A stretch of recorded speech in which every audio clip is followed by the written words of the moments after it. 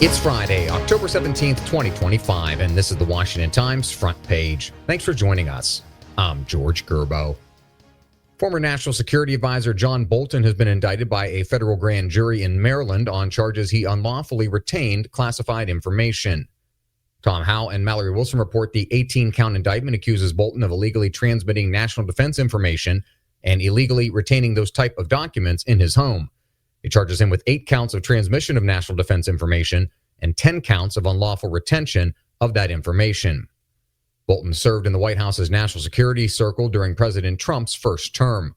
Trump later soured on Bolton, saying he was war hungry, and Bolton frequently criticized the president publicly. The Treasury Department has reported an extra $118 billion in customs revenue, helping to limit the damage from surging federal spending. Stephen Dinan reports Treasury officials said the revenue increase was partly a result of the higher customs duties from President Trump's tariffs. Tariff revenue grew from $84 billion in 2024 to $202 billion this year. The government ended fiscal year 2025 with a $1.775 trillion deficit. Spending rose $275 billion to exceed a record $7 trillion. Revenue was up even more, $317 billion, to reach a record $5.235 trillion. Some of the world's largest pharmaceutical companies plan to announce $500 billion in spending to bolster their U.S. research and manufacturing in response to President Trump's tariff threats. Jeff Murdoch reports the $500 billion total includes spending already announced and plans yet to be unveiled, according to Pharma, an industry lobbying group.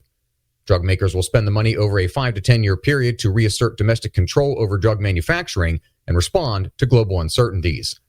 Pharma doesn't have data on how the $500 billion commitment to domestic manufacturing compares with previous years, but it noted the biopharmaceutical industry spent $140 billion on research and development nationwide in 2023.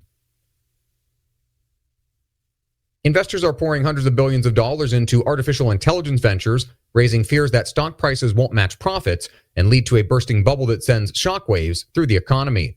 Tom Howe reports high valuations and allegations of circular financing, in which companies create artificial demand or revenue by investing in one another, have fueled comparisons to the dot-com boom and bust in the late 1990s.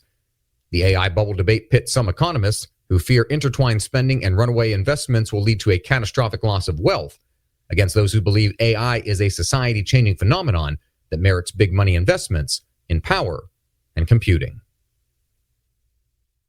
And finally, human rights advocates say the enduring popularity of outside entertainment and the hunger for spirituality are bright spots in information-controlled North Korea. Andrew Salmon reports South Korean popular culture, most notably its TV soap operas and K-pop music, are smuggled into North Korea from China and distributed via secret channels. The Economist Intelligence Unit's Democracy Index 2025 found North Korea to be the world's third most authoritarian state, behind Myanmar and Afghanistan. Find all today's front page stories at WashingtonTimes.com/front page or the Washington Times app, and find us wherever you get your podcasts. You can also find us on social media at Wash Times for breaking news, sports, commentary, and more. For the Washington Times, I'm George Gerbo.